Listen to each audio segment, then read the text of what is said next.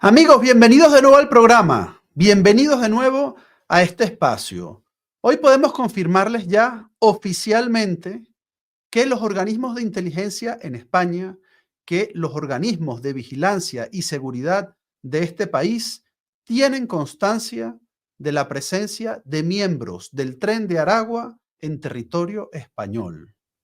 Han detectado aquí en este país también la presencia de familiares, de líderes del Tren de Aragua, algunos en prisión, otros ya fallecidos, otros en búsqueda y captura o en libertad, y algunos de sus hijos, de sus sobrinos, de sus familiares, de sus allegados o también personas vinculadas, hacen vida en España.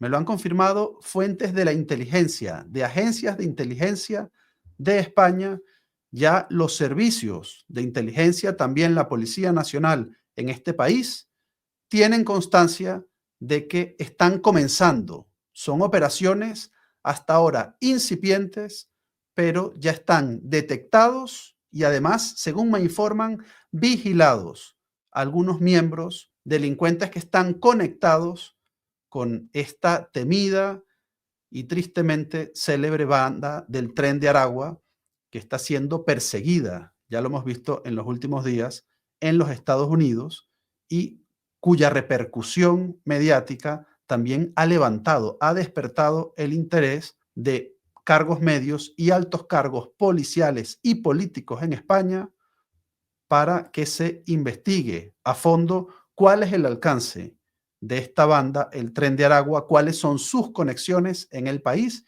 y a qué actividades se dedican.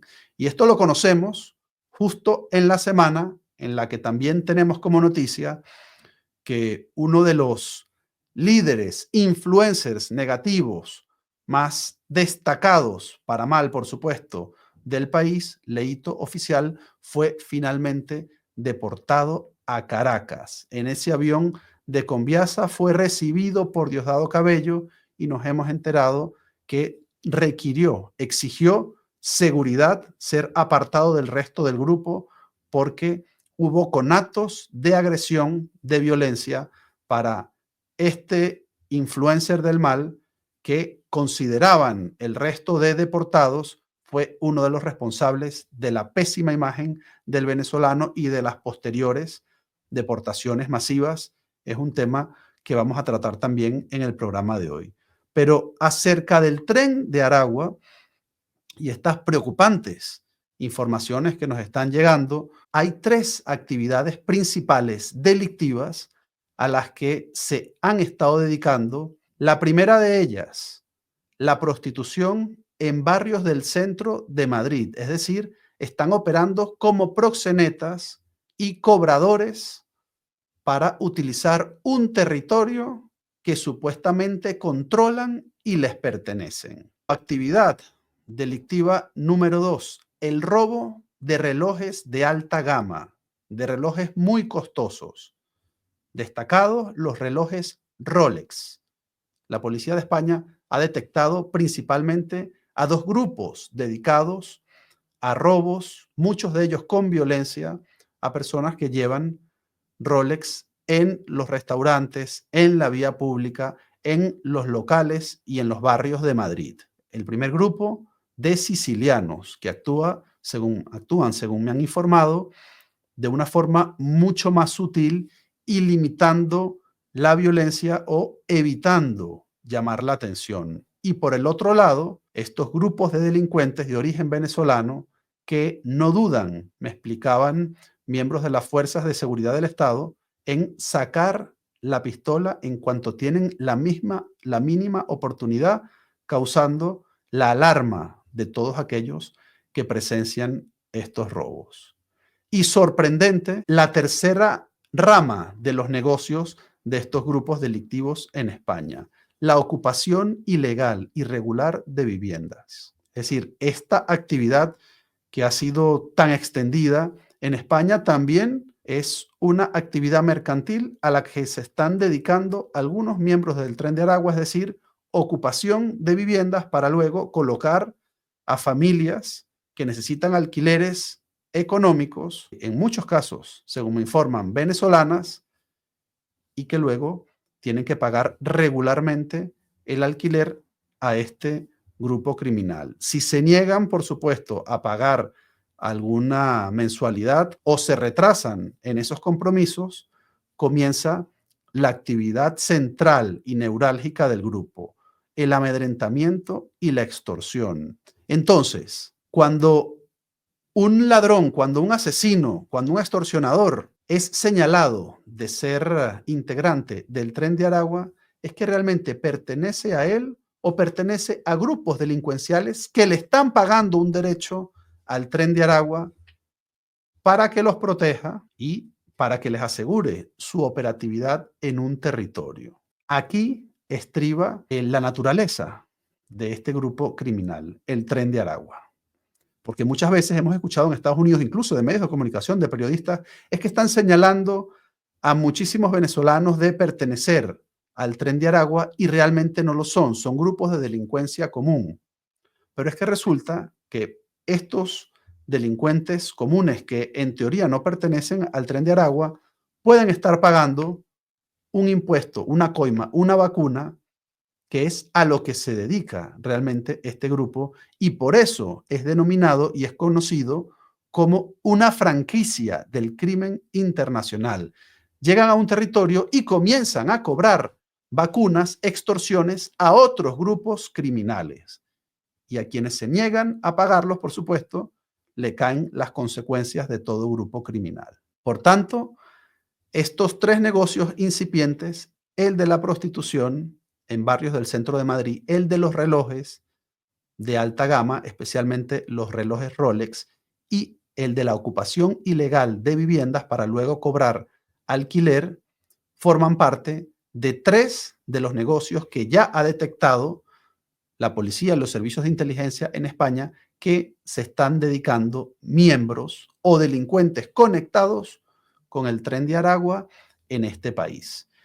Y hubo una operación reciente, hace algunas semanas, entre la policía portuguesa y la policía española, en la que se desarticuló una banda dedicada al robo de estos relojes de alta gama. Aquí vemos las imágenes de la operación y resulta, nos hemos enterado en estos días, que algunos de estos miembros están siendo investigados en su relación con grupos pertenecientes e individuos pertenecientes al Tren de Aragua. Aunque en principio la policía española no ha informado que este grupo pertenece ni tiene conexión con el Tren de Aragua, ya se están investigando y hay indicios, según me han informado, de estas conexiones. Y es que lo que era una banda desconocida hasta ahora en España ya está siendo identificada claramente, como les comentaba, por mandos medios, cargos altos y también por representantes dedicados cuya responsabilidad es la seguridad de los municipios o de las regiones, de las distintas regiones o comunidades autónomas de España. Ya se conoce el Tren de Aragua y se está ordenando investigaciones profundas para conocer la implicación o la extensión de este grupo en España, porque hay también familiares, allegados de integrantes de estos grupos que están viviendo en España, algunos de ellos no dedicados a las actividades criminales, sino a las actividades regulares, convencionales, trabajando para empresas o trabajando como autónomos, otros, pero están siendo seguidos, vigilados, según me informan, desde las agencias de inteligencia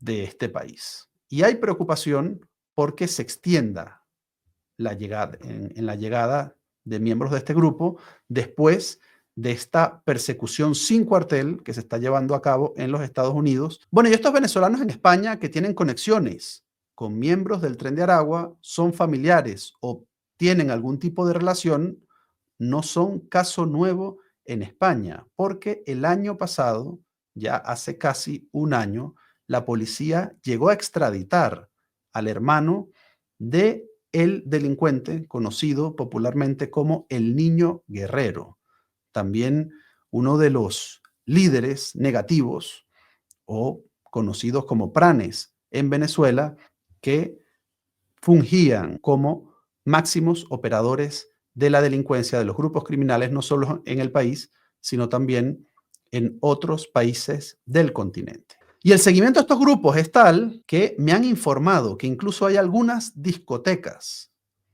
donde acuden, no vamos a mencionar la nacionalidad, pues otras nacionalidades sudamericanas, centroamericanas del Caribe, donde están prohibiendo la entrada a venezolanos, porque consideran que es peligroso que vengan integrantes o gente que se cree que está allegada a el Tren de Aragua. Y en este tipo de locales también, por supuesto, hay investigaciones para que los organismos de seguridad e inteligencia en España diluciden cómo operan, a qué locales van, en qué barrios se mueven, hasta dónde están extendidas estas células hasta ahora, como he dicho, incipientes. Están comenzando la actividad en este país. Y mientras conocemos eso, hemos conocido también en las últimas horas, y es noticia en todos los diarios digitales del país, en las cuentas también de los colegas periodistas de los portales de información, la deportación de otro de los símbolos de el ejemplo negativo delincuencial que ha hecho merma y mella en la imagen de los venezolanos en el exterior. Y nos referimos a este personaje, conocido como Leito Oficial. Fue detenido hace algunos meses en Estados Unidos y no fue enviado ni a Guantánamo ni a El Salvador, sino que fue devuelto a el equipo, al grupo de Diosdado Cabello. Fue recibido de esta forma en el aeropuerto internacional de Maiquetía hace algunas horas y explicaba el propio Diosdado Cabello que algunos deportados que viajaban en el mismo avión intentaron agredir al Leito Oficial, a quien culpaban también en cierta medida de esas deportaciones que ellos mismos estaban sufriendo. Pero sí llegó en este vuelo, en este asiento. Sí, venía en el listado de los que estaban allí y pasa por el mismo procedimiento. Ahora, lo que ocurre es que con ese caballero mucha gente estaba disgustada de los que venían en el vuelo, porque su campaña fue para que los venezolanos fuesen señalados en el mundo de ser delincuentes. De muchos de los que estaban allí venían bravos. Desde el primer momento hubo que prestarle una seguridad especial, aparte lo pusieron, porque estaban muy disgustados los otros pasajeros, los otros compañeros que venían. Lo que hemos dicho, ojalá que se reencuentren, entren en los que de alguna manera tienen una conducta que no es la mejor, se recuperen espiritualmente y sean capaces de comenzar de nuevo. Eso es posible si son recibidos amorosamente en sus casas de familia. Y sus familias están acá para ayudarlos. Y la llegada del Leito Oficial y este trato bastante displicente que han tenido algunos miembros del régimen, algunos cargos entendemos que policiales, que lo ayudaban a bajar del avión. Aquí lo vemos cuando lo tocan, le pasan la mano por la espalda, por el hombro, intentando protegerlo o consolarlo. Pues todas estas escenas avivan las especulaciones. Es que este tipo de delincuentes han sido enviados con algún propósito a los Estados Unidos. Ha habido planificación en ese envío de delincuentes a otros países, o simplemente ha sido consecuencia de la migración masiva. Pues el gobierno de los Estados Unidos ha mantenido hasta ahora la teoría de que el régimen de Nicolás Maduro, Diosdado Cabello, han enviado a criminales, a delincuentes a los Estados Unidos para desestabilizar el país.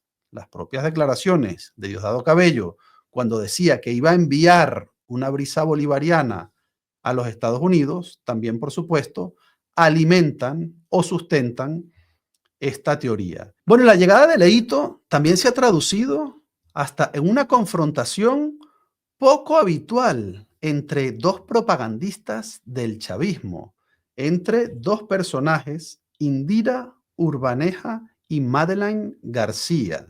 Indira Urbaneja aseguraba, aquí en este tuit lo podemos ver, que Leito Oficial, si bien no aplaude su conducta, no puede ser calificado como miembro del Tren de Aragua, algo que le reprendía, prácticamente le contradice, le contraria Madeleine García, que es una de las principales propagandistas de Nicolás Maduro, también de Diosdado Cabello, de Telesur.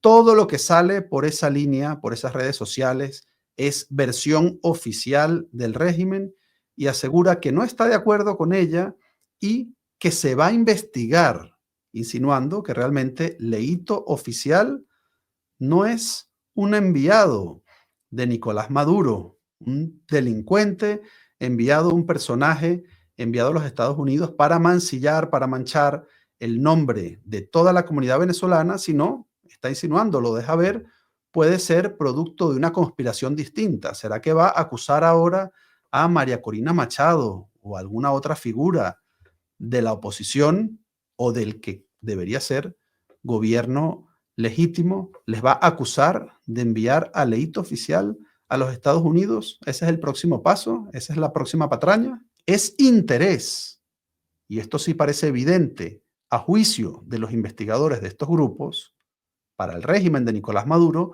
contar con miembros del Tren de Aragua en otros países. Porque de necesitar la ejecución de algún tipo de acción, pueden recurrir a ellos para encomendarles alguna actuación, como lo que sucedió o se sospecha que sucedió en Chile con el asesinato del teniente Ronald Ojeda. Una vez los delincuentes, una vez los criminales se asientan en distintos países, tiene el chavismo un rango de actuación mucho mayor.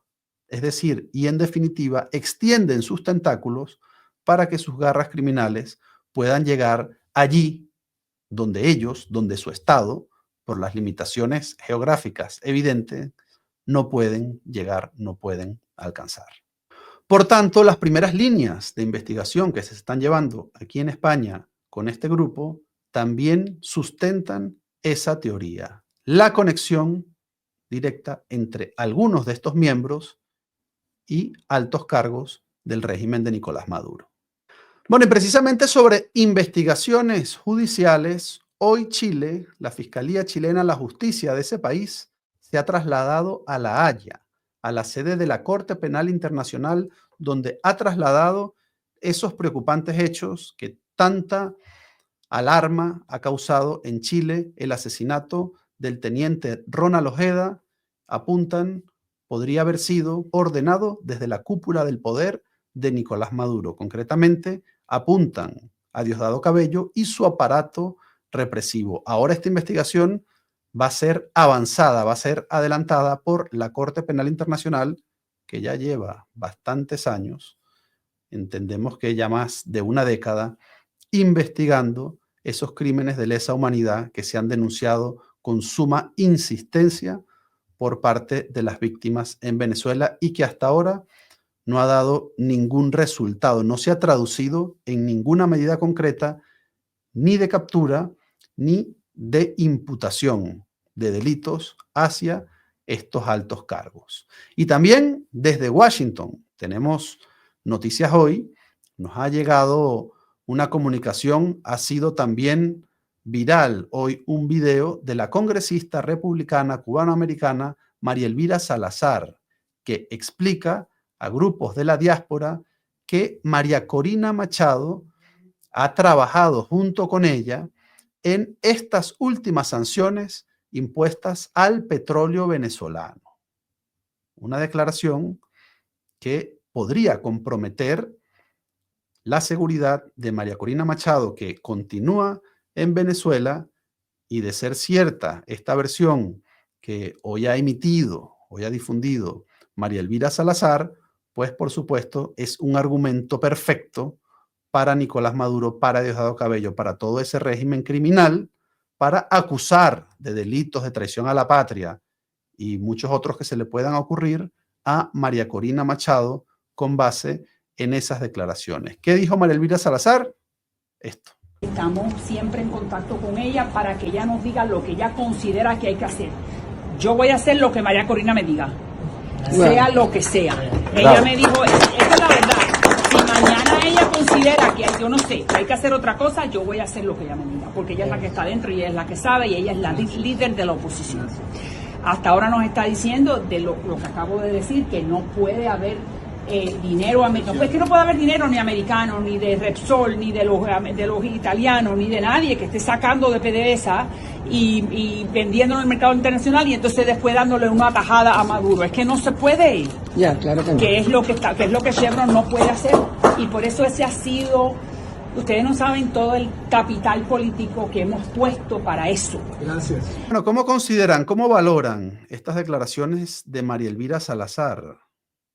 Como mínimo, rozan la imprudencia, porque una de las implicadas en esas declaraciones, María Corina Machado, sigue viviendo en Venezuela, la líder de todo el proceso político, la líder de la oposición, como la califica María Elvira Salazar, continúa en resguardo en Venezuela y ya Nicolás Maduro se ha pronunciado asegurando que estas sanciones se tratan de crímenes, es decir, probablemente veamos en los próximos días o en las próximas semanas en contra de María Corina Machado nuevas acusaciones basadas ahora en esta declaración de María Elvira Salazar.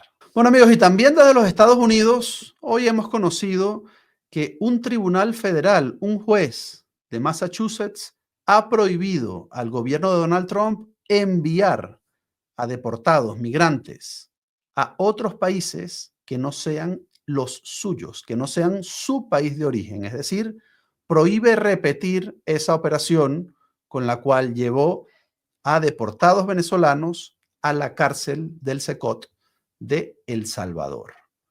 Por orden judicial, deben quedar paralizadas este tipo de operaciones y asegura el juez, además el gobierno, la administración de Donald Trump, deben avisar con suficiente antelación a los abogados de estos deportados, de estos migrantes en situación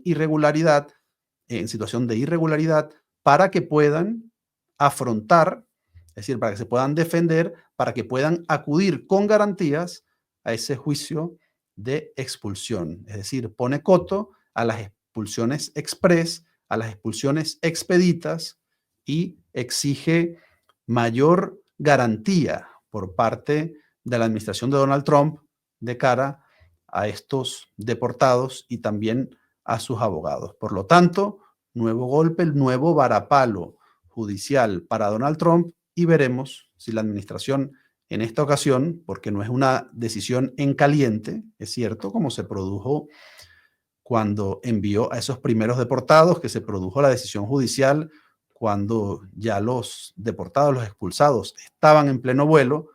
Ahora hay mucha más antelación y veremos si la administración de Donald Trump acata la decisión judicial o, por el contrario, decide enfrentarse a los jueces a quienes está acusando de ser izquierdistas radicales y de intentar no dejarlo gobernar, intentar torcer ese plan de gobierno que asegura Donald Trump triunfó en las urnas, en el proceso electoral y que, por tanto, aseguran algunos argumentos, el propio Donald Trump lo ha dicho, ningún juez puede contravenir lo que supone la voluntad popular.